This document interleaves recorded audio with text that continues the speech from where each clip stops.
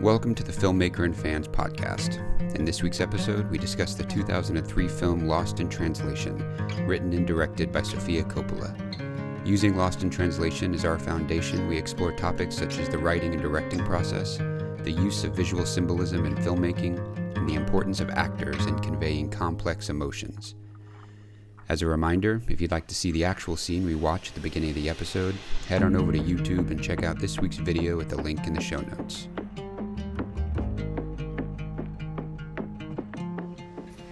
All right, let's do it. So episode 3. I'm excited about this one. I know you picked the films, but this is an adventure for me to revisit these things and just dig in, and it's been a blast. So Lost in Translation, it's a lot of people's, but it's one of my favorites. So some basic information before we get going. The log line for this one is a faded movie star and a neglected young woman form an unlikely bond after crossing paths in Tokyo. A lonely, aging movie star named Bob Harris and a conflicted newlywed, Charlotte, meet in Tokyo. Bob is there to film a Japanese whiskey commercial, and Charlotte is accompanying her celebrity photographer husband. Strangers in a foreign land, the two find escape, distraction, and understanding amidst the bright Tokyo lights after a chance meeting in the quiet lull of a hotel bar. And that sets it up. So the scene today that we're going to watch, I was thinking we would do the Suntory Time scene. One of the first. Wow. It's What a scene. Yeah. It's a staple of the whole thing, and it really encapsulates all of it. So let me pull it up. Any thoughts before we get to the scene? No, just my own long log for the film, which is from, I think, the observation of Samuel Beckett. It's a film in which nothing happens. And that's why it's so fantastic. そしてテーブルの上にはサントリーウイスキーがあります。わかりますね。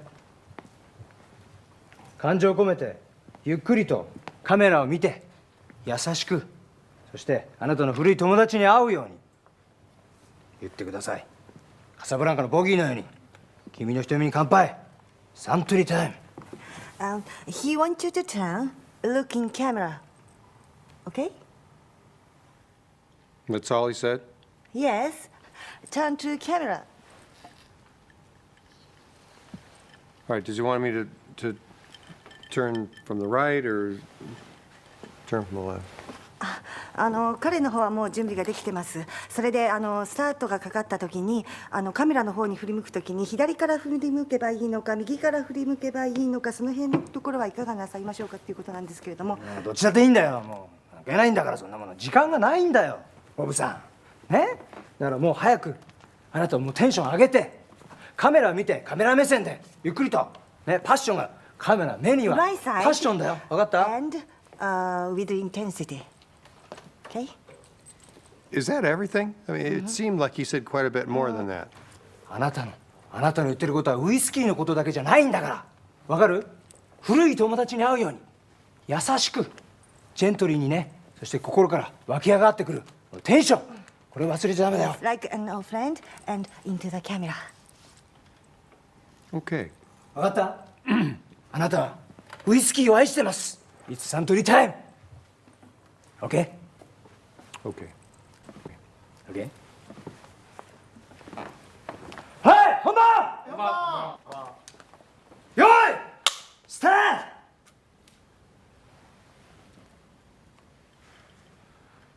For relaxing times, make it Suntory time. カット！本当に分かってんなんだ、とぼけちゃって。これはサントリーの響きだよ。高いんだから、サントリーの中で一番。もっと高級な気持ちでね、日常的なお酒じゃないんだよ。Could you do it slower? 最高な気持ちで。More intensity.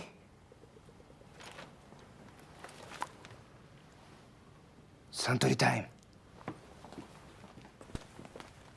本番！用意スタート！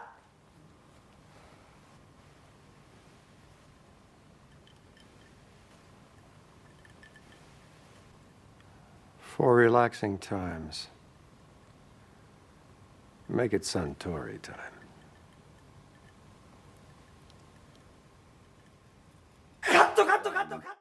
it's just it's I know I said this last episode too, but it's just so good. The scene, especially as part of the overall film and what the film was about, and even the title. I mean, so before we get into anything, questions or notes or anything like that, the very first thing is you always hear the show it, don't say it from a writing perspective. And I think this is such a fantastic example of, there are a lot of movies where they get the title of the movie in there and the dialogue, they say it. It's literally showing the title of the movie as a scene, this lost in translation idea. It's just so fantastic. I just absolutely love this scene. Yeah, no, me too. And as a philosophic link, Camus and Sartre famously argued over an essay that one of them wrote about the nature of translation, that implied that you can't understand being until you understand the nature of translation, which is taking another language and then encoding it so that someone else can understand it, which is you take a concept that someone can't understand because it's in a different language, and then you have to re-encode it. But the process of encoding is, of course, you intervening in the process of understanding. We are controlled by the way a language shapes ideas. So we think we can understand something because it's presented in a code to us, but we're not really sure that what we're being presented is the essence of the idea that's being shared. So the translator here, he thinks, is not telling him the truth, but that goes in this one scene. It's brilliantly chosen by you to the entire movie, because our characters are lost, hence the title of the film, throughout. But they're not only lost in terms of language, they're lost in a sentient understanding of the world. They don't know what they should be doing. He, as an older man in a failed marriage at the end of his career, doesn't know what he should be doing, what's going to make him happy.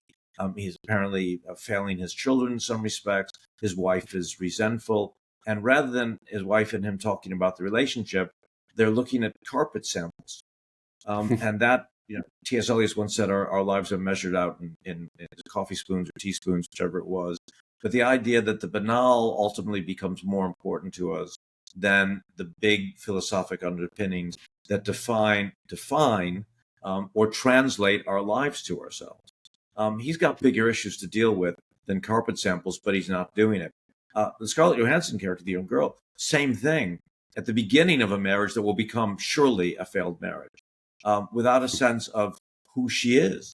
She doesn't know what she wants to do. She's experimenting different things. Her husband's got a career that's going, and literally abandoning her. Just as Bill Murray's abandoning his wife every single day to go off and bring in money. So she's left in this landscape of emptiness. And just very quickly, the landscape, they're in a foreign environment. But we're all in a foreign environment all the time. We're never really in command of our world. We may earn some money, we may get some attention, we may get some fame and some recognition, but ultimately we enter this world uncertain, not possessing language. We gain language and think we got the world figured out. We suddenly realize that we don't have the world figured out, and we die in confusion about what it all meant and what our intention was. Sure, we may have some religiosity and we may impose an order on the chaos, but the world is pretty chaotic. So if you had to take a literary objective correlative for what life is, it is people lost in a world that they can't fully understand, and people talking to us in codes that we don't fully get. So it may not be in Japanese, but it may be in some other thing that we think we want to have explained to us in a language, but even when it is explained to us in language, that language is always inadequate. I may be elevating this to a higher philosophic level than it deserves, but I don't think so. I think this is a film in which nothing happens except a profound examination of our shared human condition. This is fantastic because you're hitting all my talking points already. So this is beautiful. Let's for my own personal organization and mind, I want to get into all of this. So this is actually the second one that we've done where it has a writer director at the helm. So Sofia Coppola is the writer director of this film. And I'm curious, I want to talk about direction and vision first as kind of the broad umbrella of discussion. So just like Lady Bird in episode 2, this film has a single vision for a writer director that really drives the whole film. And apparently Sofia's personal experiences in Tokyo actually influenced the film's authenticity and the dynamic of the film and the output. So as far as the first question, I'm curious, when it comes to all the hats, as a writer-director yourself, can you talk a little bit about, to start, how personal experiences actually influence your work and how you bring them into your work? Yeah, I think the great thing about being a writer-director rather than just a director or writer is that the obligation is not interpretive, but expressive. So when you're handed a script and told to direct it, you inevitably or invariably try to figure out what the writer's intentions were because they're already established. Sure, Orson Welles may have taken a pulp novel off a bookstand in an airport when told he had a contract with the studio, and that became a Touch of Evil. But that doesn't mean that the text isn't more important to us than that as a director. So we can have predispositions. We may look for material that best illustrates our predispositions, but ultimately it can't be wholly and completely our voice. When we write something ourselves, we're spending a lot of time suffering because the thing about writing is it's more fun to having written something than having to write it. And it's a struggle. And we are alone with ourselves all the time. Now, the process of writing can be one of two things. Either we can use the existing orthodoxy about the way story works and simply be obsessed with story. But then what's the purpose of writing? Writing and all creative process is about the discovery of an understanding rather than starting with an understanding and illustrating, which most writers, I think, misunderstand. They think they've got to tell a story because they told that the stories we've talked about here before is sacrosanct.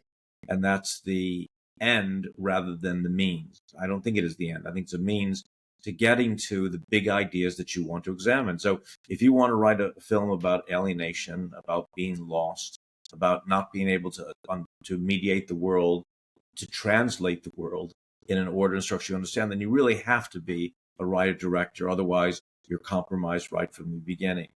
To your point about personal experience, all observation comes from personal experience. But what is experience? We all can experience the same thing, but we don't interpret that same thing in the same way. So we can go to Japan, but we will experience Japan in different ways, even though Japan remains physically and objectively the same. And it is that interpretation that is what identifies ourselves as individual artists and gives us our unique voice. So it's not just that she went to Japan. It's that she was the daughter of a famous film director. She was married to a celebrity, Spike Jonze, who's a profound director in his own right. And the cheap shots that they give to Sofia Coppola that he must have influenced her mightily because her other films weren't as good, ultimately are a nonsense. We're all influenced by other people. I've noticed recently that even parts of my own films are appearing in other movies. Does that mean that those people saw my movies and imitated them? Maybe, to flatter myself, but maybe not. Maybe we all are part of the same zeitgeist and stimulated in the same way, but we're also stimulated not only by the things that we all share, but by our individual experiences, the people we live with, our relationships, the people we speak to. So she's had a unique life around creative people who were probably self-absorbed a little bit, as all creative people are. And she could be speaking to the nature of being around self-absorbed artists who are doing possibly important work and feeling marginalized without talking specifically about the shared experience we would all have that we went to Japan with. So I think that's why this film is so significant, is it speaks to both the general from her experiences and the specific of her experiences, but that could only be done if she herself was the writer. And it goes to the sincerity of it. I'll say one other thing about it. When you're living something, it matters to you profoundly. You can't look at anyone's individual life when they're in it and say, well, your life is banal and unimportant. You must feel that you're missing the big issues, because the issues in your life are your big issues.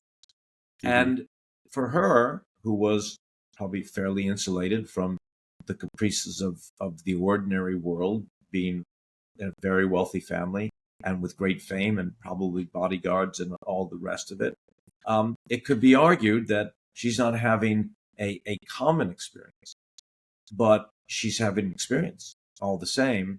And that experience that she was having intensely was the sense of alienation, of uncertainty, of being near fame and certainty and someone else with a great sense of purpose, which was her husband in the film, but may have been her father in real life, or could have been her husband, because Spike Jonze was pretty successful and famous already.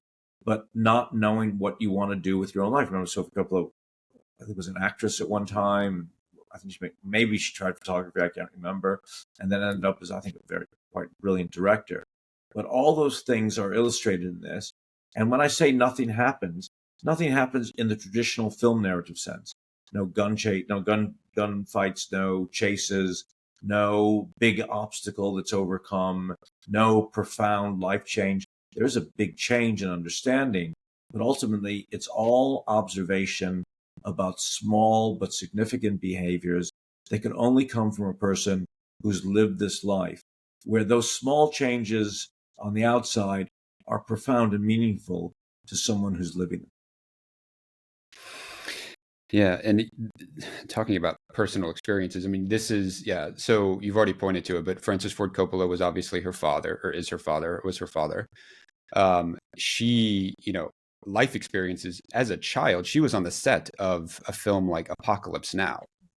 So from her entire life, from birth, she's been plugged into this world and been absorbing, whether knowing or not, all these pieces and levers. And we talked about all the ingredients that goes into this. She was surrounded and immersed in this world from day one. So that's actually a really interesting point about her experience in Tokyo. Obviously, we all have unique experiences, but hers, specific to film, was very different than most, I would assume, when she visits a place like this and what she takes in and what she's noticing. You mentioned observation. Yeah, those are great points. Okay, so staying on writing then. And I'm just saying, she's not really interested, for someone who's the daughter of a writer, and was married to a director who wrote, I think, and was surrounded by writers all the time. She's amazingly uninterested in story. She's interested in experience and observations about behavior, but there's no obsession with story structure from her at all, which to me is one of her great charms in all her work. And so this, we'll get to this in the trivia, but there's one thing that I found, that apparently the screenplay wasn't even written as a traditional screenplay. It was more an outline, and it was left for them to figure out a lot on the day when they're actually in principal and shooting this. So even from even in that stage of writing the story, it wasn't clearly defined, which I think was interesting. Okay, so let's stay on writing then, and specifically characters and obstacles. So this film, it explores a lot of different themes and a lot of different topics, but one of which, and we've already pointed to it, is really this disorientation and loneliness that comes from being in a foreign culture and an environment, and what that can create for people. And Sofia Coppola even uses these cultural and language barriers as actual key elements in the film's narrative.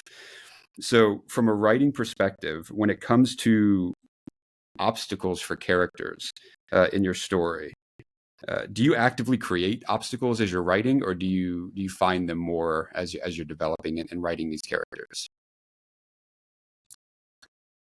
Great question, because this goes to my old saw that I come back to all the time, which is the orthodoxy of the way we're supposed to write. And there is a principle generally applied that the character's journey from the beginning to the end of the film is about their overcoming obstacles and then the resolution in terms of change in the world of themselves as a result of overcoming those obstacles. In Indian religion, Hinduism, there's a character called Ganesh, which is this elephant, which a lot of people misinterpret as the god of obstacles, or that Ganesh creates obstacles. He works in opposition to your intention. The real understanding of Ganesh is that he creates obstacles so that you grow as a result of those obstacles. Ganesh is benign, not evil. And even though diverting you from your most linear course, that's the object. That's how advanced in some way Hinduism is understanding that if things are easy, we don't evolve or grow. So certainly a lot of what filmmaking has to do with conflict. Conflict very often grows out of obstacles. But I don't think it's inevitable, because what's interesting here is that nexus of what conflict and obstacles should be, which is someone has an intention and there's an obstacle to that intention, a goal, something's blocking them. Neither character has an intention. So it doesn't matter what the obstacles are, because there can't be any obstacles when you don't know which direction you're going. To use an obvious metaphor, if you're on a road and you're just driving aimlessly, you're on holiday in some foreign country, and you rent a car and you come to a roadblock, it's not like, oh, I have to go down this road, but it's blocked. No, you just go down a different road, because the journey is what matters to you, not the destination. And that's what's happening here. These characters have no clearly defined destination. And if you have no clearly defined destination, then you can't have obstacles, because you're not going anywhere. So both Bill Murray and Scarlett Johansson are lost. They both are like Beckett, who Samuel Beckett spends so much time on this, where characters in Beckett plays will say quite openly, particularly in Waiting for Godot, we're just killing time because we have no idea what we should be doing. So at one point in Waiting for Godot, the characters begin speaking French to each other. And afterwards they say, why did we do that? We did that to fill some hours or minutes on the clock. And Beckett's so profound in that regard, because so many of us may not be speaking French, but we may be surfing the internet or watching the Super Bowl or doing something else that has nothing to do with our goal or our evolution. We're killing time. And that's what most of us do most of the time. We may have individual purpose. We have to go to a job and earn a living. You and I do this. We need money. But we don't always have an overweening philosophic goal about our purpose for our lives. You and I were talking about children. Children are beautiful and wonderful things, but while they're young, they provide an inevitable purpose. We've got to look after them and rear them and make them into the best version of themselves. But they will grow and leave. It's interesting when they do. My son's much older now, that when you look at your life at that point and say, okay, now I've reared my child, what's my purpose now? And even when you're rearing a child, you still got to have other individual philosophic purpose. So what's great about this film, and it goes to exactly what you're talking about, I think, is that there are no obstacles because they have no purpose. They have no direction, they have no intention, and they have no destination. And that is the obstacle, is that they have no destination. They don't know what they're going to do. Now, spoiler alert, people have seen the film, we're hoping that they're going to fall in love, sleep together.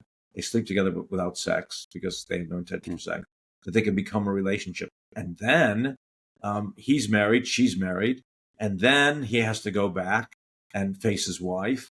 And then he has to make a decision about which woman he wants to be with. And then she has to make a decision about whether she goes with a much older man or stays with her husband. And then there's the traditional film narrative. There are the obstacles, there's the conflict, and there's the destination. Who are they going to go with? Will they find true love and stay together?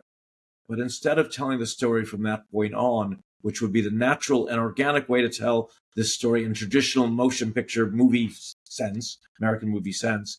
She starts the story way earlier than that and finishes it without that happening.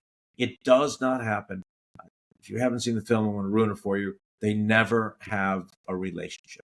They don't, because that would run against everything this film is actually about. But what she does say to him is one of the great questions in all of cinema, and I wish I could remember exactly word for word. I think she says, does it get easier? But it doesn't matter what she says. What she's really trying to say is, does life have meaning and purpose? You're older. Do you have this figured out? And he gives her a fairly oblique answer, but even more beautifully. They part without the emotional relationship. He's being driven to the airport, and he sees her on the street. He jumps out of his car, and he runs to her. And once again, trained as we are in the American movie sensibility, we're presuming that he's going to give her a kiss on the lips and tell her he'll love her forever, and he'll never forget her, or let's run off together.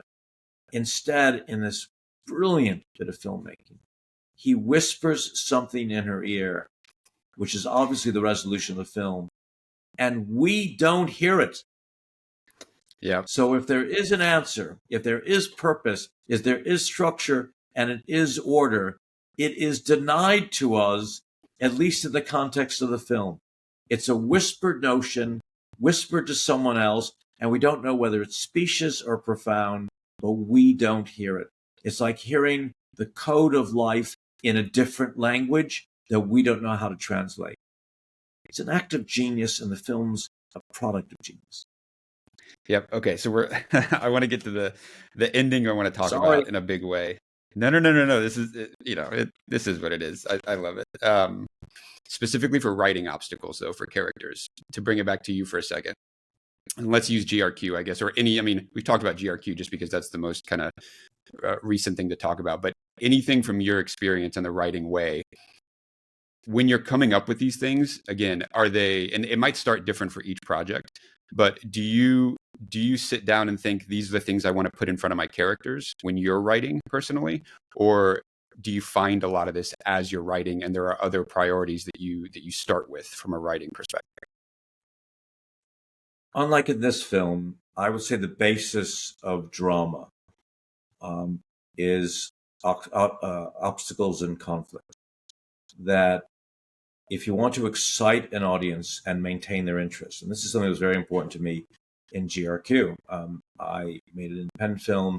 I want the audience to watch that independent film. I want them to be glued to this, their eyes glued to the screen, and for them to care deeply about the character. If the audience doesn't care about your principal character or characters, they're not generally going to be interested in the film. What Lost in Translation does so well is right at the outset, we share the perspective that the characters have on their world. We, too, are lost in a strange place. And what's so wonderful about it, and what I always teach film students and my writing students, is that you should be teaching audiences all the time about things they don't know about. Because audiences, all films in some respects, are mysteries, and all films are documentaries. So if you teach someone about wrestling, or about how to fly a jet airplane in Top Gun, or about what Japan is like, and then people just watch it and think, oh, I didn't know that about Japan, or I didn't know Tokyo was like that, or this is really fascinating. So that's one way of maintaining audience interest, is teach them about things, but also build an empathic bridge to characters. Because if the audience sees characters and they say, there before the grace of God go us, oh, this person is like us, they're as confused as we are, they're on this journey as we are, discovering new things, they're frightened as we are, they're weak as we are, they're vulnerable as we are, they're angry like we are, and they're on screen by themselves. That moment a character's on screen by themselves and the audience observes them doing something is a natural empathic bridge. Simple device for all the filmmakers out there. You want your audience to care about a character? Put the character on screen by themselves. Have them looking in the mirror and thinking about that their hair is receding or it's gray, and you see that moment of vulnerability. But it's only that character in the audience, only in a private moment. We have an insight into their interior world and their needs, and then we care about them. You have that empathic bridge, everything pretty much follows thereafter, almost. Because if you just watch a person go through their day, brushing their hair, going to work, going to their job, doing nothing interesting or important, then after a while you start losing interest. Brilliant film like Living, the original Japanese one, and the more recent Bill Nye one, which is absolutely superb, is about someone living a not very interesting life, at least at the beginning of the film. Now, same thing in GRQ. I establish an empathic bridge. I have a character right at the beginning of the film who tells an enormous lie. And no one knows he's lying except the audience. And now he's put himself in a position of great risk, enormous risk. And now, because the character's been on the screen by themselves, because we've seen them lie, we have a natural sympathy with that character because we know his secret. And now as people are challenging him and he's being cornered, the tension's building. And it's only building because we care about the character and we care about the character's welfare. And then what I keep building in GRQ is I keep putting more and more obstacles and greater threats. So this character is not only vulnerable, but a character we care about is vulnerable and at greater risk. And then the final thing that I use is I have him lie some more and make mistakes. When you care about a character and you see them make bad judgment and you can't jump into the screen and alter the course of their decision making, it actually makes you connect to the character even more. So this young Scarlett Johansson is kind of falling in love with Bill Murray. There's a trust between them that they're on this journey of the lost in a lost world, strangers in a strange land together. And then in a moment of ordinary human behavior, he sleeps with the lead singer of a tawdry tribute band. And she comes to his hotel room to go out and she realizes someone's there. Now, they haven't slept together, Scarlett Johansson and Bill Murray. They both have other partners. They've had a chance meeting in a hotel. They have no obligation to each other, but still the sense of profound betrayal that we feel on her behalf and the pity we feel for him at the same time goes to this empathic bridge, but then also this understanding that when you present things in the world that we can intervene in, it makes the audience relate more profoundly to the character, like saying, oh, no, don't do that. Oh, no, I can't believe you did that. So, yes, in our writing, we introduce obstacles all the time. We introduce behaviors that make that characters sympathetic. Humor works, irony works, vulnerability works. And then we also raise the stakes consistently because we don't want the audience to lose interest. So even though they may have an obstacle at the beginning of the film, if those obstacles don't increase in severity or numerically, then the audience can get bored and uninterested. So, Titanic, it's an iceberg. If it flooded for a minute or two and then floated again, not as much interest. If the boat is sinking lower and lower in the water and the lifeboats are not being launched and we found out the water's cold and we see other people drowning. It's just a classic example of the stakes increasing, the drama increasing, the obstacles increasing. And as we see these characters in dilemmas and at risk, we're caring more and more about the characters. We see they're in love in Titanic, therefore vulnerable. We know what the nature of love is. We want love to be transcendent, and yet this is existential. One of them is about to lose their lives. That's classic structure.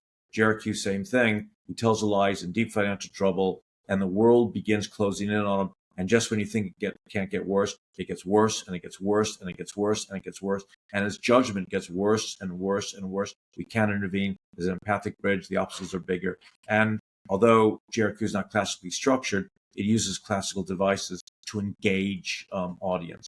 Why Lost in Translation is so brilliant. We don't lose interest in this movie, and we should. Yes, she successfully builds an empathic bridge by showing these characters as vulnerable. But what happens? He sleeps with a woman. People sleep with each other all the time. She asks, they go out to night on the town in Tokyo. They sing some karaoke. They drink too much.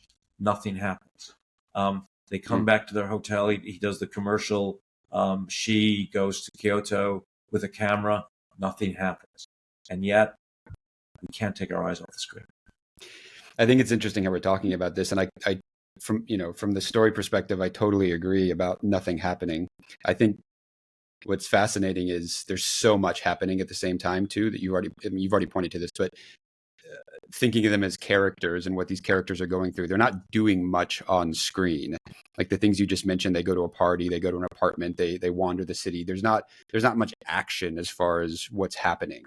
But the assumption, and you can see the other brilliant thing about this is the nuances of the actors and their facial expressions and how they're conveying things, because even though there's not much action in the story, there's obviously and clearly so much going on internally for these two characters as they kind of move through this story.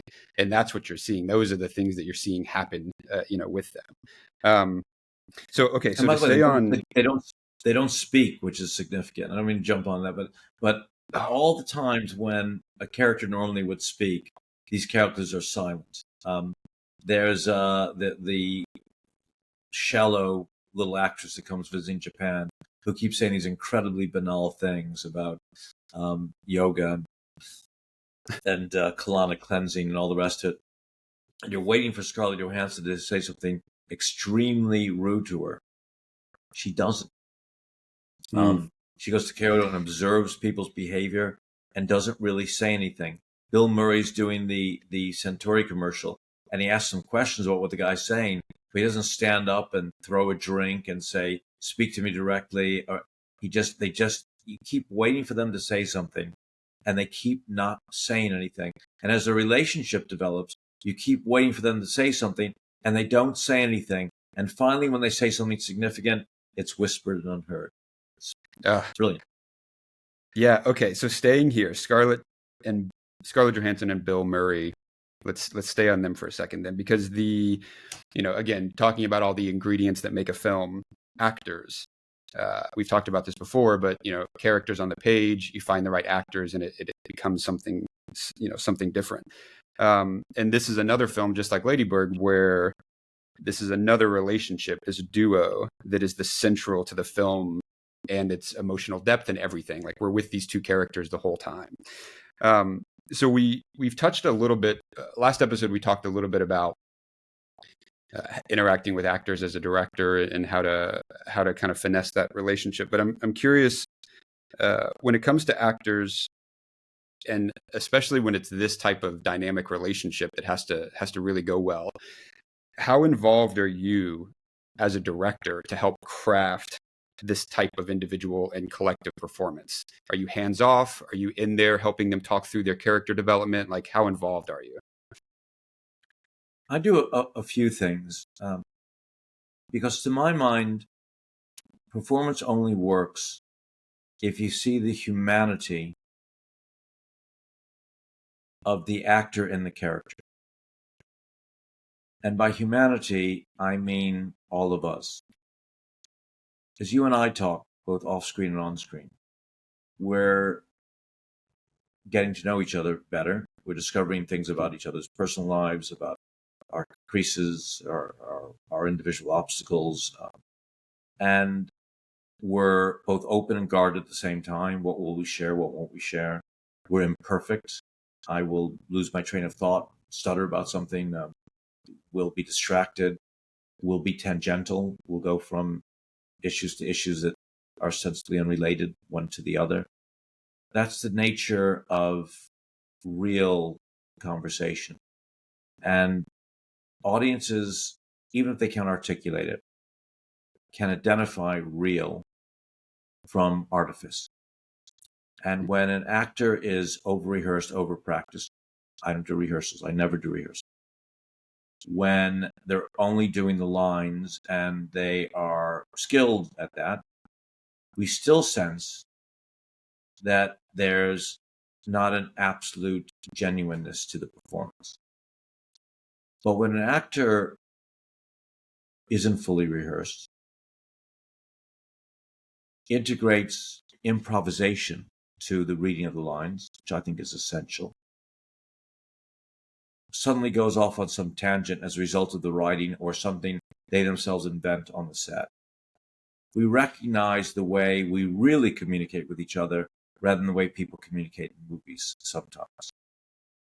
And that makes the performance real and therefore effective. So what I do with my actors is when I write the script, I also write a backstory for each character, and not a manipulative backstory. I'm not writing the backstory to get them to build up to an emotional climax in an individual scene. Your brother died in an accident at the sawmill. Now you're later in the script, you're going by a sawmill. How are you feeling? No, it's. I just talk about first romances, about what it was like in the parental home, if there was a parental home, whether you grew up in a middle class or working class, a community, whether there was religiosity or not.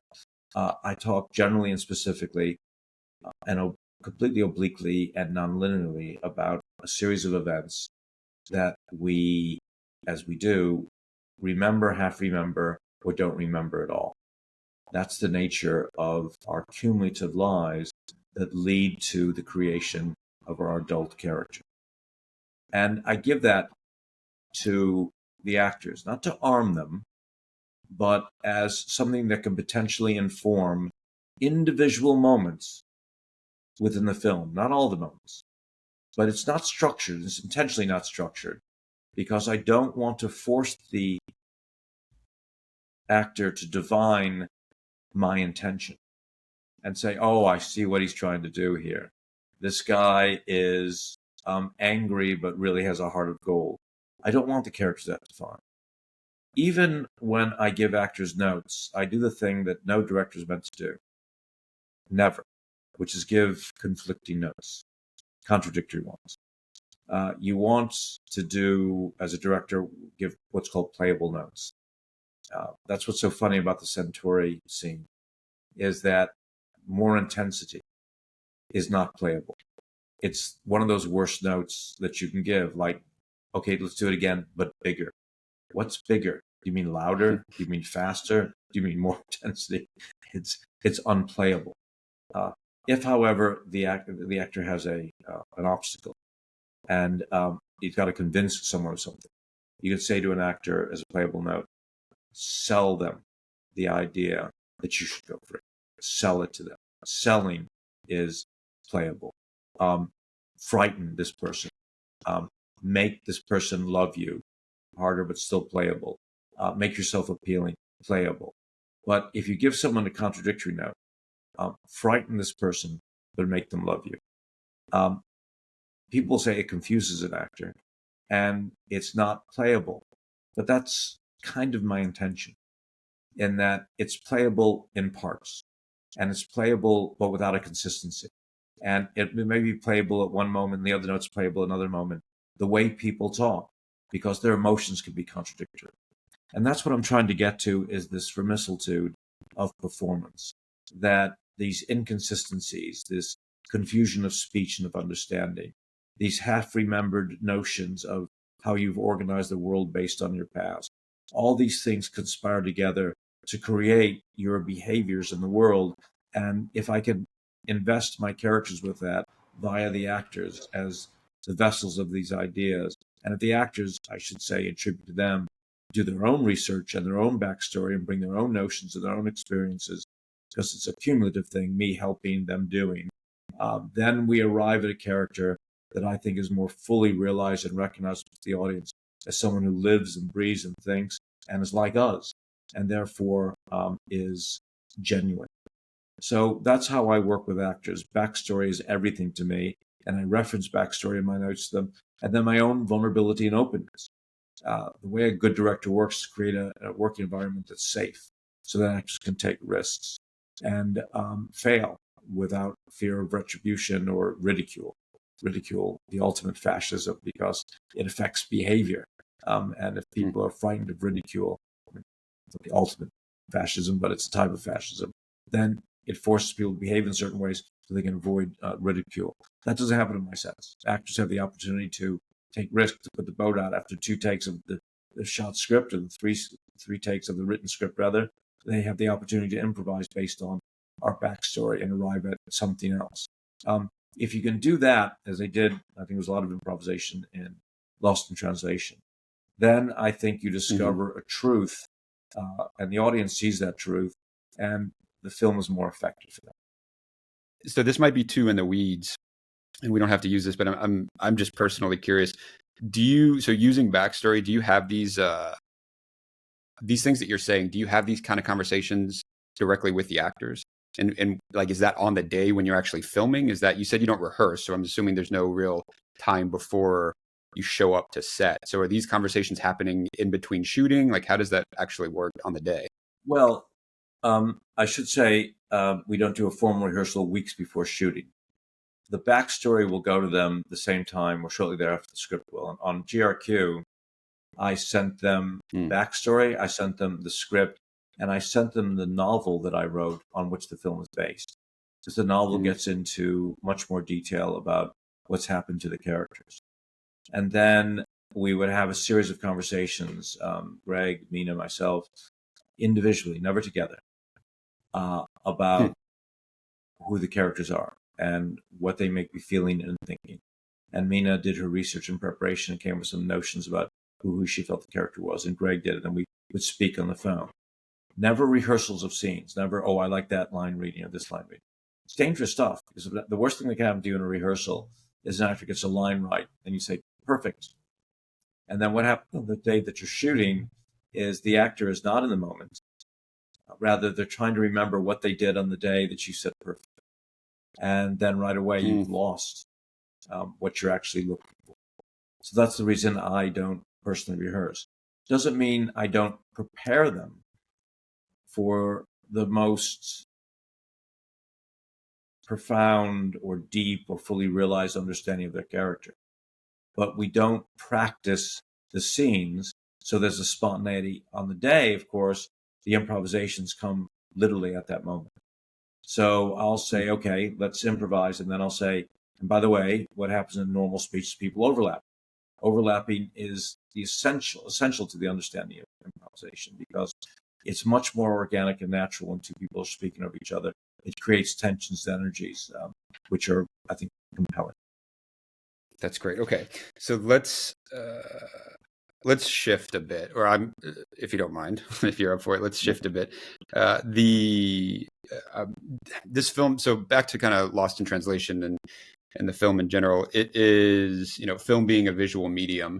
This film is, among other things, beautiful to watch visually, and then there's also just it's filled with symbolism as well, visual symbolism. So the visual elements of a film is where I want to kind of go next. So Lost in Translation, it specifically uses visual symbolism to reflect basically the inner states of these characters that we're watching, and then specifically the use of, or particularly the use of, Tokyo's cityscape.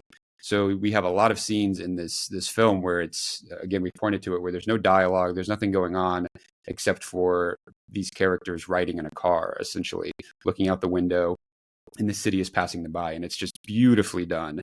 And you get an understanding of the city, you get an understanding of the energy, but then also, without any dialogue or anything pointing to it, you start to understand what these characters are feeling just by observing them.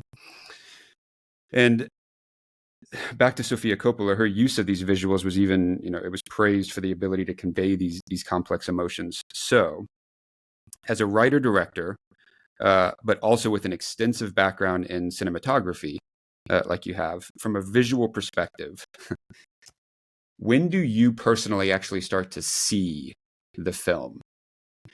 Is it in your head when you start writing? Is it when you're storyboarding? Is it when you actually show up on set, a first edit? When do you actually start getting the visuals in your head of what you're making? It's a really great question, Vince, because it's a mixture. It's both early in the process when I'm writing, I'm thinking about the visuals, because I did have a background in cinematography, and I'm obsessed about art. And go back to this notion that I want the audience to experience the film as if it's the way they experience the world. And why this film is so significant to me is it says repeatedly, you can't know the world fully because it's presented in codes that you may not understand, like in Japanese language, but not just Japanese language. We don't know whether there's God in the world or not. I mean, people said to me yesterday when I was having a tough time, everything has a reason. Does it? Does it? Are you sure? That's cool that you're sure. It must make life much easier. I'm not sure. When we read about conflicts and wars, is there a purpose in that? When a child dies in pain, is there a purpose in that? When we ourselves are sick, is there a purpose in that? I don't know, maybe. But generally, most of the time, I think the world is chaos and confused and has no obvious order except one that we impose on it. And so to my mind, then, cinematography comes closer to our experience of the world than writing does. Because as writers, we're inclined to provide explanations. Here's why this character behaved this way. Here's their motivation. Here's their childhood trauma. Here's why they've got to save the world. Here's the enemy. Here's the enemy they have to overcome. Here's order. That's what writers do very often, is they provide order. But images by their nature are enigmatic. So when you have a character in a car looking out a window, and you're in a foreign country, you're in Japan, and you look at it, you're moved by it, you're overwhelmed by it, you've never seen anything like it. But what do you understand? You can look at something and wonder, but not understand it. So you can look at the bright lights of Tokyo, you can see people speaking, but mostly you're thinking, those signs, I don't know what they say because they're in another language. Their behaviors of why these people behave or bow or behave in the way, I don't fully understand. This food, I don't know what's good and what isn't. So we feel slightly frightened and at risk by things that we see that we don't understand. They're contradictory and they're not certain. When it's 5 o'clock in the afternoon in Los Angeles, after a wet afternoon, the sky is orange and we're near the sea, we feel something move within us. We feel affected. But if I ask you to quantify that sense of vague melancholy and say specifically what it is, we can't identify it. And that's what images do, is that they have enigmatic meanings because they're not specific. They don't speak to us. And by their code being more general than specific, it's more like the way we try to figure out the world. You know, the more we write, the less we mean, because we narrow things down and become very specific. The reason haiku or poetry is more full of meaning is we say less. It's not prose. It's not specific. So when we read a poem, we can be moved for a poem because it's kind of a generalized presentation of the world or a feeling. Whereas a scientific journal that breaks things down into, an empirical examination of a single notion is pretty clear, but not necessarily profound. Those things that we have within our breasts that we have a hard time defining, but that move us profoundly, I think cinematography and photography and painting and music are more closely related to those visceral elements than is prose. So to answer your question, from the very beginning, I think about images, but I recognize that when I use images, I'll be moving my audience, but I can't be specific because by its nature, it's non-specific. Have you ever had a specific visual in your head that actually made it all the way into the final film, like as close as possible? Better question. I assume, the things that we see in our head are obviously in our head. And then there's so many layers and steps to translate those into something, like putting it out into an output, whether it be film or music video or whatever. Has there ever been something that you've seen in your head that you were able to, as close to 100% as possible, get on that final screen? Yeah. Years ago, I shot a music video for David Sylvian. It was a band called Japan. And we hit on the idea, we're looking for something that went to these very notions we're talking about our disconnect from the physical world. How when we experience the world at certain times, we find it more frightening or disturbing than others. And we're particularly interested in the idea of things being out of focus. That if you wear glasses and you wake up in the morning and you have glasses, you hear a noise. Something's in your bedroom, you sit up and you see something that's out of focus at the end of your bed before you put your glasses on. it's terrifying. When we're drunk or on drugs and suddenly our eyes can't focus and we sense that we're in some danger, it's terrifying. When it's nighttime and it's dark and we can't see things and we hear things, we're terrified because we can't see them. So we had on the idea that we would shoot the music video entirely out of focus, and then periodically roll the focus through so we see the artist for a millisecond, but the rest would be out of focus. And that combined with the emotive nature of the music, which was strange and surreal and sometimes atonal, but also romantic, it had a profound effect on the audience. We found our object relative in shooting a major music video 90% out of focus. That's one example. Years later, when Pat Jenkins and I were doing Monster together, I got this sense when I was in Central Florida, the sense of humidity there, the sense of dampness, and then for older buildings of rot, of genuine corruption, of something falling apart, was emblematic of our central character's story. So as we were doing what we call B-roll, the additional shooting that doesn't involve the characters, a lot of the times there's lots of pictures of me on Monster wearing these raincoats because it was raining all the time. But I would go out in a car sometimes, and my second unit cinematographer would, or sometimes just we would be on the trailer doing some stuff with Charlize and Christina, and then I would just turn the camera and point it at these buildings where I would see paint peeling, where I saw collapsed roofs, where I just saw the filth of discarded fast food in a puddle by the side of the road, and I would photograph it, and it ended up in the movie. We had nothing specific in mind, except a prevailing sense of the decay that these characters and really all of us live in to a certain degree, because anything built will collapse, anything living will die, and all flesh, will ultimately rot and deteriorate over time. That's our shared condition. And then later in GRQ, my most recent film, this guy locks himself in this room, and we worked really hard with our production designer because now we're creating the image rather than just capturing it, of this sense of a man in his man cave, in his space, of trying to preserve parts of his world about what's precious to him. So we put all these things that were emblematic of supposed value. But also, this is a guy who used busyness to obscure the fact that he was doing nothing at all, going back to one of our central themes today about nothing happening.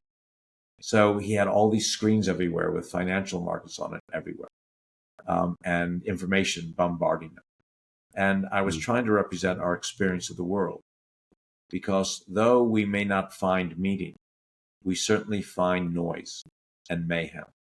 And very often we mistake the mayhem of experience for forward progress. So we created mayhem on the set. There's so much information being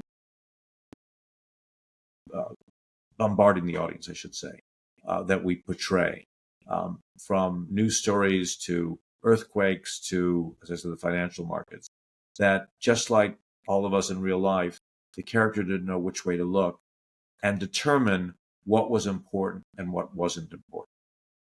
There's a great philosophic divide between Eisenstein and Bazin, two early film philosophers, Bazin much later, about the way you should shoot a scene.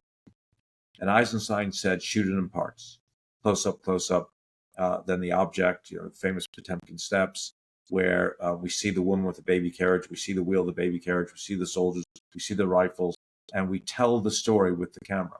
That's that visual, to your point that you're making, how we see visual. But Bazin would say, now let's create a mise en scène where we use a wide shot, and then many things can be happening in the wide shot simultaneously, and leave it to the audience to pick out that which is important. That's more like what they do in real life. And I guess this goes to all this about when you present something to the audience, you don't have to cut to the insert of the key story point. You can create a general sense of decay or a sense of overstimulation or too much data and information, all with a shot without being specific to an individual meaning or story point, and just create a feeling. And that's what cinematography is so often about. And so, yes, in all my writing and all the work that I do, I'm always thinking about the visuals and recognize that though they're enigmatic, they're significant because they replicate our experience of the world. Yeah, that's wonderful. I, I had 30 questions from all of what you just said, but let's move. I'm gonna, for the sake of time, I'm gonna move to the last question that I have before talking about the ending, because the ending I definitely want to focus on. But this last one, so it's around themes, and even though that's broad, I have a really specific thing that I'm curious about from your experience. So, bringing it back to Lost in Translation, the film explores just a variety of themes, and one of which is the kind of fleeting nature of human connections. And this theme obviously resonated with wide audiences because it was just how it was received and still talked about to this day from a critique perspective. So I usually don't like two-part questions, but I feel like these two go together. So as a creative person, are there certain themes that resonate with you more than others? And then as a filmmaker, are you drawn to those themes that are of personal interest when you're looking for projects, or is it more pragmatic? Great question again, and so much of what you and I have talked about, Vince, both off camera and on camera. You and I just don't talk about film. We talk about what's important to us. And what's great about what we're doing here is it is replicating all creative processes. Is we're trying to figure out what is important to us. We're trying to figure out what will be of value to an audience. We're both aware of audience and we're aware of ourselves. We're going to be spending time doing this. And if we're spending time, then we want it to have value. We want to have value for our audience so we can attract audience, but we want it to have value to ourselves. Otherwise, why do it? And it's not just whether it be monetized or not. It's what does this exploration do for both of us creatively? So for me, what I'm looking for in the creative process and in writing and in these podcasts and by speaking, because when I speak, and the reason I value it, why I do it so much, is not the narcissism that I think many people presume, although I'm sure, like all of us, I've got a healthy dose of toxic narcissism. It's to do with, there's something in the process of speaking that makes me organize my ideas and that way organize the world. The reason I like to talk about art is it helps me organize the world. When I write, I have said this here before and I've said elsewhere, I write to discover what I mean, not to express what I mean. Because I don't know what I mean until I begin writing. I don't know who my characters are until I'm shooting them. I may write backstory and my actors may presume that I know exactly who the characters are, but until I see them on set and speaking, I don't really understand who they are completely. To me, the process is the process of discovery. And so many people think you write a screenplay, that you then shoot the screenplay, and the screenplay makes the film. To my mind, as I write, I'm figuring things out. Then when I start working with the actors, I'm figuring things out. And then when I'm in the editing room, I'm figuring things out. And what I finish with is a kind of understanding at that particular moment, but I still don't have things figured out. As I've experienced other people's death, what struck me repeatedly, besides the tragedy of it all and how unfairly brief any life is the confusion on the faces of the people that I loved as they passed.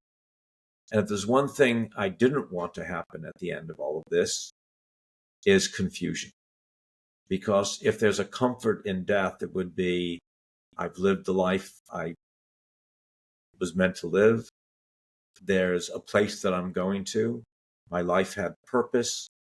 I've changed other people's lives. I've done good deeds. So therefore, I feel some sense of satisfaction. That's what I want to see on people's faces, not the pain of whatever their final malady is, and certainly not the absolute confusion I've seen on all their faces. Like, what does this mean? So I think for me, and maybe for all of us, to use Viktor Frankl's quotation as Van Tapp's book, it's our search for meaning, trying to figure out, not just glibly, how slickly I can make films. GRQ is a really well-made film. It's got lots of drama, lots of obstacles, lots of conflict, lots of comedy. That doesn't mean it's the film by which I have figured the world out.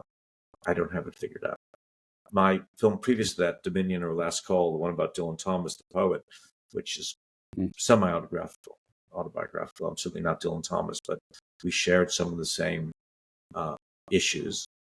The character talks probably too much, but examines lots of big notions about what is to be an artist and what is to be have complex feelings and be consistent morally. And still, even after I did that, finished it and edited, I still didn't have the world figured out. To me, my relationship to the world is closer to cinematography than it is to writing, even though I'm a writer, because I can photograph something and it can move me or move people that see it without us understanding it. It's like there's some responsive chord that is struck that affects us profoundly, but we don't know what that chord is, and we don't know even fully what the feeling is, but we know it is resonant and profound. So that's what I feel about all of this and about writing, about filmmaking, is I don't have it figured out, and it's a process of trying to figure things out, a desperation to figure it out so that I can wake up each morning with purpose. And not just the purpose of I've got to do these small group of things, the little list that we produce in our little notebooks or our computers, but a more profound sense of purpose as to what this journey is about, which is why this film is such a masterpiece. These characters don't have purpose. They are, take each part of that title. Take the first part, lost. They are lost. And rather than using the word translation, change the word translation to search for meaning. So the film could have been lost in the search for meaning, because translation is creating meaning out of unconnected signifiers.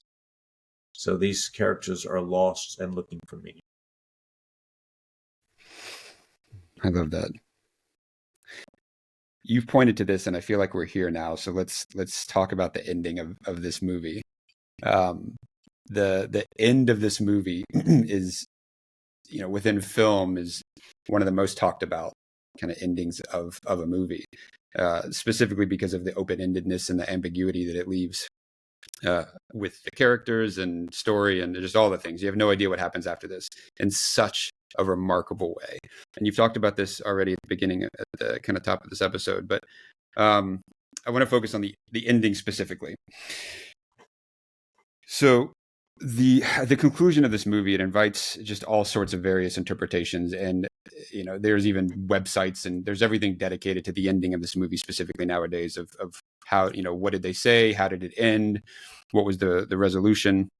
And it's the ambiguity in the ending that has actually been like one of the biggest topics of discussion and analysis since it came out. So this last question is about creative process, which we've talked a bit about so far on and off camera.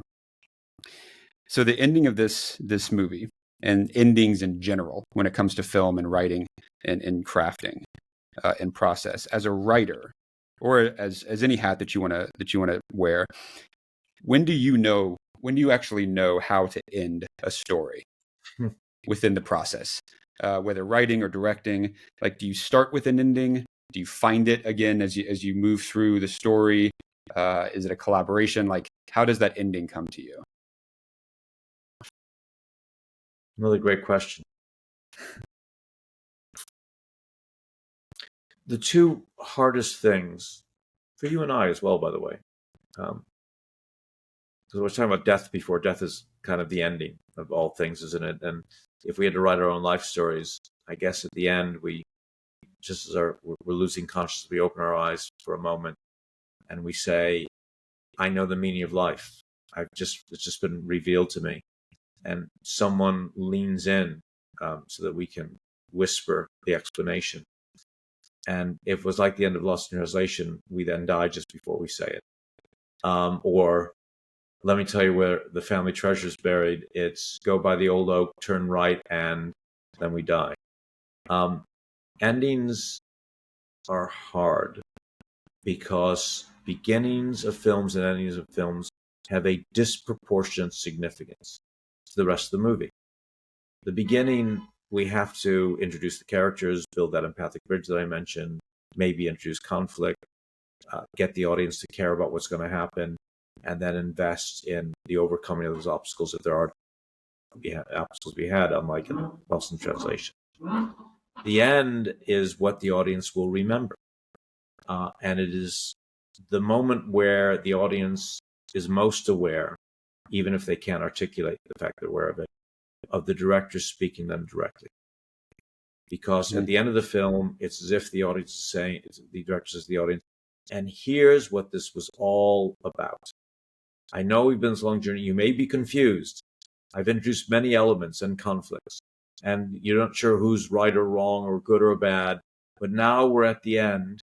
Here's the resolution and the explanation, because people are used to films being self-contained. So they shift in their seats, their antenna are altered, and they wait for the coda, for the explanation as to all that went before. It could be Usual Suspects, and there's the big twist and the reveal of who Kaiser Soze was, for example. Or it could be, are these characters going to hook up? Are they going to fall in love? Or is the end of La La Land, which is one of the great endings, where, again, talk about enigmatic. She's married someone else. We're not fully sure why they parted and stayed apart for so long. She comes into his club. He's realized what he wanted. She's realized what she's wanted. But part of what they both wanted was each other, and that has been sacrificed in the pursuit of the other thing they've got. And there's this incredible exchange, make me cry even think about it, where the bittersweet sense of loss that time provides, that we can alter anything except that which is already passed. And they look at each other with some memory and regret, but know that she's not going to give up her family and her children. He can't alter that. He can't alter the course of his life, and that what is gone, and there's a sadness there. If that had happened early in the film, the audience would have kind of shrugged and said, now what's going to happen? Now we'll see the other aspects of their lives. But it happens right at the end. And we're left with the idea that this is now forever. Because when a film finishes, that world, we depart. And it will be left in that condition for all eternity. So at the end of Love, actually, what's so satisfying is, except for poor Laura Linney, everybody finds their right life partner. They are in love, and the subtext from the brilliant Richard Curtis, but it was true, bless him, is that all you've got to do is fall in love with the right person, and you'll be happy. And he has this wonderful montage of everyone hugging and kissing in an airport at the end of the film. And you have the sense of satisfaction because now what he leaves you with is all you need is love. And if you find love, then you'll be happy. And that's the way the film ends. If he had done that montage early in the film, and then all these other events happened, it would not have been profound or significant. But he leaves us with the idea that at least for this world that we have been observing, all these characters needed was love, and all is right with the world. What's beautiful about the complex ending of Lost in Translation is the world we're left with is one in which the answers are not provided to us. Mm-hmm. They are whispered and they are unheard, and we don't know what it all means. We don't know whether it gets easier, as to her question, or whether he knows something that she doesn't. He may have just said, I love you, or could say something banal like, when I get to Chicago, I'll phone you, we'll both leave our spouses and marry. But he's not saying that. He's saying something else which we don't hear, and that's why it's so brilliant. So, yeah, to your question, your brilliant question, we pour as writers over the endings because we know that it's going to be the crescendo, it's going to be the climax, it's going to be the payoff, and everyone's listening to our voice as a director, writer, speaking to them at that moment about our worldview and about the view of those individual characters. Let me ask you, as a viewer, did you find the ending of either my film GRQ, which also ends kind of enigmatically in that he does some, I don't want to give the film away to the audience, but there's a sense that something's about to begin again, if you recall. But for the end of Lost in Translation, were you frustrated or charmed, or were you angry you couldn't hear what they said? See, this is, I guess my first thought is I know that nowadays I know that I watch film differently, or watch movies differently than a lot of people. And what I'm kind of taking in and all the things I think is different in a way. But the ending of Lost in Translation, just like most scenes or things that I notice like it, I get incredibly excited when I feel like I understand a decision, like when I see a decision being made by the filmmaker.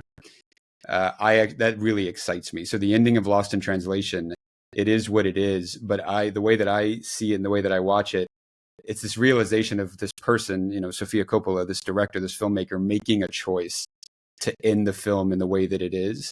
And when I see and think of it in that way, especially in the first time that I'm seeing it, and I realize that, it's incredibly exciting to me. And it doesn't even bring me out of the film. It's this extra layer of involvement in the film where I feel like I'm not just watching it anymore, like I'm understanding who's saying what and what she's trying to do and what they're trying to put out there and the decision that they're making to end the film in this way, because it is different than a traditional choice. So when I see that, it's very exciting for me, and it makes me enjoy it even more, and it brings it to a whole nother level. So no, at least for me, there was no frustration at all. I think it's beautiful how it ends, and maybe even from a preference side, I like it more that it's left like it is than specifically put out there for you to be told what it is or understand. And when looking at I'm just interested, when you look at a film like Love Actually that ends with this very happy, upbeat, all you need is love, etc., which makes me happy, I have to admit. I don't know if the world's actually like that. I wish it was. Are you frustrated by that ending, or do you find it oddly satisfying, even if you don't agree with its philosophy? I like this. Yeah, again, just such a unique or such a specific example, because Love Actually, I actually loved how I immediately noticed how, like, at the very beginning of the film, you actually see B-roll while there's I'm pretty sure while there's a voiceover going on at the very beginning of the film to set it up, and that airport B-roll is actually how it caps as well at the end. It's like the same type, but just a different voiceover or message. So that was actually the first thing that I noticed. And again, same thing happened. It was a decision. I was seeing the decision being made, this like well thought out start to end thing that's now resolving at the end.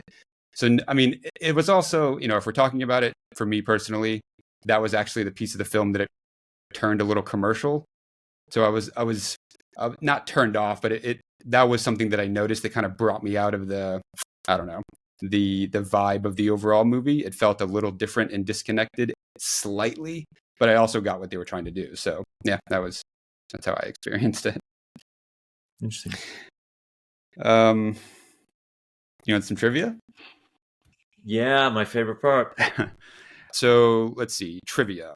Sofia Coppola, the writer and director, actually wrote this lead role specifically for Bill Murray, and later said that if Murray actually turned it down, she wouldn't have done the movie. So, who knows how interviews go and things like that. But I thought that was pretty fascinating that, from a writing perspective, and you hear this happening sometimes, but she wrote this character specifically for a specific actor, which obviously there's no guarantee. And especially with Bill Murray, because another fun fact is, and this is probably this is widely known now, but Bill Murray is known for not actually committing to projects, and it's said that some, at times they never even know if he's going to show up until the day of production. So I thought that's the famous story that Bill Murray was. I'm trying to think what other film he was in that was quite successful. Maybe it was this one. They didn't know. They started the film. They didn't know where he was going to show up until the day that he actually showed up, which is, I don't know if it's apocryphal or real, but if it's real, it's kind of cool. It's also kind of horrifying because it takes so much prep, wardrobe, you need sizes. It may or may not be true, but that's kind of scary. But I know, and as a fan, I appreciate the fantasy around it because it's fun to think about, and this is like this person that's just in his own world, and he shows up if he wants to. But then also from a planning and strategy perspective, that seems terrible for the people that are involved in actually making the thing happen. Yeah. Okay. Also, so this film, Sofia Coppola became the first woman to be Oscar nominated for writing, directing, and producing in the same year, and of course, she won for Best Original Screenplay. What else? There's one. The entire budget, you might be interesting. Entire budget for the film was $4 million, and it ended up grossing almost 120 worldwide. Nice little. That's a good return. That's why everyone should invest in independent movies all the time. So when we next phone you up and say, "Here's an opportunity," remember that you can make a film for 4 and make 103 because that may happen. Of course, that's the case. Most of the time it doesn't, but it would be nice if it does. It's a nice case study. Let's see, one more before the whisper. Again, all the pieces of the puzzle. So Bill Murray's wife, which you never see, it's all through phone conversation in the film. The voice of his wife was actually done by the film's costume designer. Huh. Yeah. Fantastic. All right. So, and last but not least, the ending scene that we've been talking about. Of course, we've already said that we don't know what he actually whispers. There are top contenders in the internet for the top 3 guesses of what he actually says to her at the end. So, reverse order. Number 3, the top guess of what he whispers in her ear is, quote, "When John is waiting on the next business trip, go up to that man and tell him the truth. Okay?" Completely random, but that's number 3. Number 2 gets a little closer to what the film is trying to say, I think, and it's quote, "You'll always be an independent woman. Don't part mad. Tell the truth, okay?" And then the number 1 top guess for what he actually whispers in her ear is, "I have to be leaving, but I won't let that come between us, okay?" Which is my favorite. Yeah, I hear all that, but that's going back to what we were saying about poetry before, which is they're all kind of prosaic. And the beauty is in the enigma, because it could be something poetical. To my mind, he would have quoted something from a poet, maybe from John Donne or Rimbaud or something oblique and strange and magical that she'd have to ruminate on for the rest of her days. A man she met, never heard from again the rest of her life, who left her something. He could have just said, "It's Santoro time," and then left. It's so nice. That's my new favorite ending. That's good. I think he does understand something of not their relationship, what their plan is, but what this all means. He might just be saying, "It doesn't mean anything, but it doesn't mean you should stop." It's the enigma. Like you talked about the visual. What we're left with at the end of the film is not writing, but a visual. And that goes exactly to the nature of visuals. It is enigma, and that is the beauty of it.